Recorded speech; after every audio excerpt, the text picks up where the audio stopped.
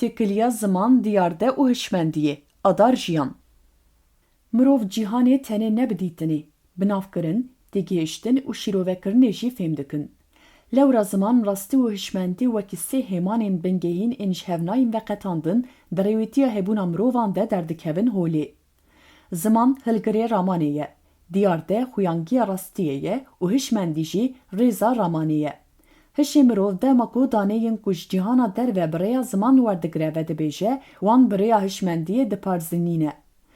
Bi vî awayî rastî tenê ne ezmûnek jiyanî ye, li zanîna ku li ser têfikirîn, ravekirin û parvekirin dadigire. Di vê çarçoveyê de têkiliya navbera ziman, diyarde û hişmendiyê tenê ne mijareke felsefî ye. Di heman demê de bingeha têkiliya mirovayiyê ya bi rastiyê re ye. Ziman ji bo avakirina gerdûna hişmendiya mirov amrazê herî giring e.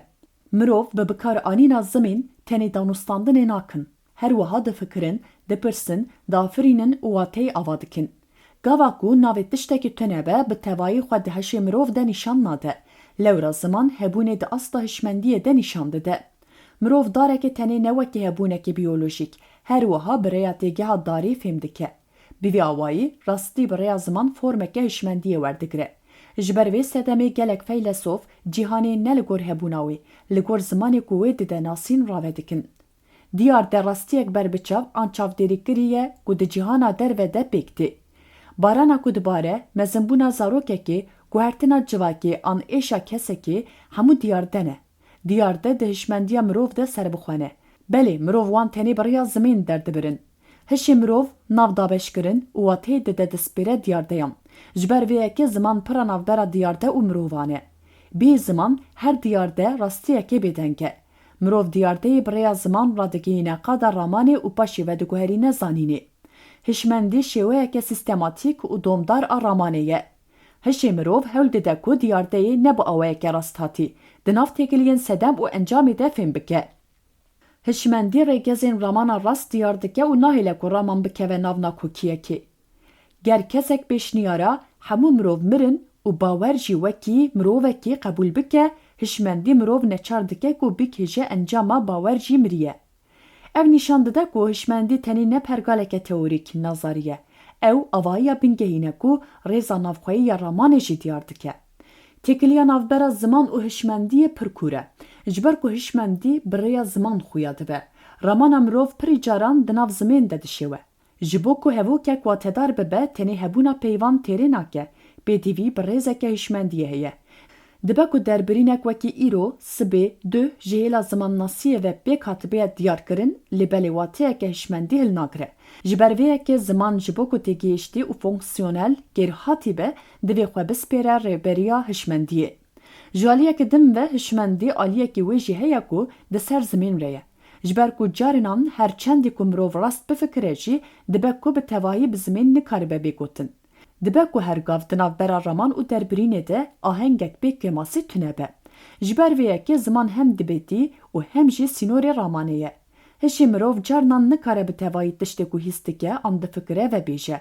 Bi taybetî ezmûnên kûr ên wekî evîn, êş, mirin û tenêtiyê pirî caran sînorên ziman derbas dikin. Di demên wiha de hişmendî bi baş ve diçe û vaç mantık û hes derdikevin pêş. Belê mirov hîn jî ji bo parvekirina van ezmûnan hewceyê ziman e. Têkiliya di navbera ziman û rastiyê de jî pir tevlihev e. Ji ber ku ziman tenê rastiyê ve nabêje, carinan rastiyê dişêwîne jî. Mirov bûyeran bi têgiyên ku ew bikartînin fêm dike. Mînak hege civakek bi berdewamî bi têgiyên wekî xeter, dijmin an qeyranê biaxive, dibe ku mirov cîhanê bêhtir bifikar, xeternak û gevxwir bibîne. Ji ber vê yekê ziman tenê ne amûrekî derbirîniye. Di heman demê de hêzek destkariyê ye jî. Siyaset, medya û bîrdozî bi bikaranîna zimên perspektîfên mirovan ên derbarê bûyeran diguherînin. Dema ku heman bûyer bi peyvên cuda tên vegotin, di hêşê mirovan de wateyên cuda derdikevin holê. Li vir, rola hişmendiyê hê girîngtir dibe. Lewra hişmendî pîvana çavdêriya destkariyê ye. Mirov her tiştê ku dibihîse, her gav wekî rastiyekê napejirîne.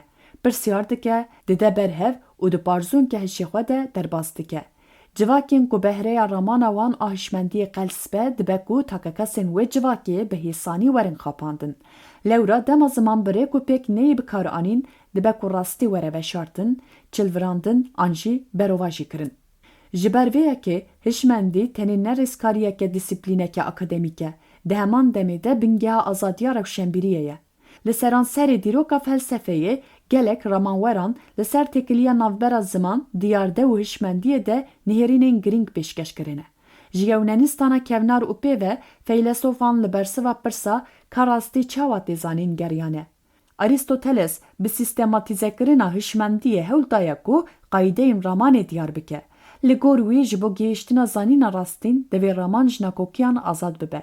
Di serdema nû jen de Ludwig Wittgenstein têkiliya navbera ziman û cîhanê berpirsiyar kiriye û gotina wî ya sînorên zimanê min, sînorên cîhana min in bandoreke pir kûr li ser serdema nû kiriye.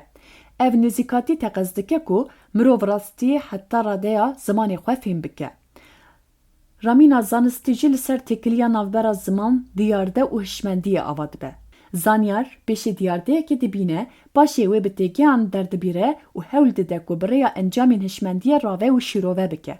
Ger zimanê zanistî ne zelal be an jî li hevhatineke hişmendî têde tune be, agahiyên ku derdikevin ne ewlemendin. Ji ber vêyekê rêbaza zanistî bi piranî li ser zelaliya zimannasî û rastbûna hişmendiyê ava dibe. Bîrkarî matematik yek ji mînakên herî berbiçav ên vêyekê ye. Ji ber ku zimanê bîrkariyê pir rast e, ew ji xeletiyên hişmendiyê re zêde nemeyildar e. Belê zimanê rojane ji ber ku ne zelal e û ji bo şîrovekirinê vekiriye, ji bo şaşî û xeletiyên fêmkirinê bêhtir meyildar e. Di jiyana rojane de mirov bi berdewamî di nav sê goşeyên ziman, diyarde û hişmendiyê de tev digerin. Dema ku bûyerek têve gotin, mirov rastiyê hildibijêre, wê di çarçoveyek zimannasîya taybet de pêşkeş dike û hewl dide ku hevgirtinek hişmendî ava bike. Ger dibe gotinê de nel hevhatinên hişmendiyê hebin, guhtar îqna nabin. Ger ziman ne baş be, rastî bi tevayî nayê fêmkirin. Ger rastî were guhertin, dê zirarê bibîne. Ji ber vêyekê ragihandina saxlem bi hevsengiya navbera van her sê hemanan ve girêdayî ye. Di encamê de ziman, diyarde û hişmendî sê stûnên bingehîn ên ramana mirovan in. Diyarde rastiyê peyda dike, ziman wê aşkere dike û hişmendî jî wê watedar û domdar dike. Dema ku yek ji van sê hêmanan tune be, têkiliya mirov bi rastiyê re qels dibe. Rastiya bê ziman bêdeng dimîne. Zimanê bê hişmendî tevliyeviyê derdixe û ramana ji diyardeyê dûr di nav xewn û xeyalan de winda dibe.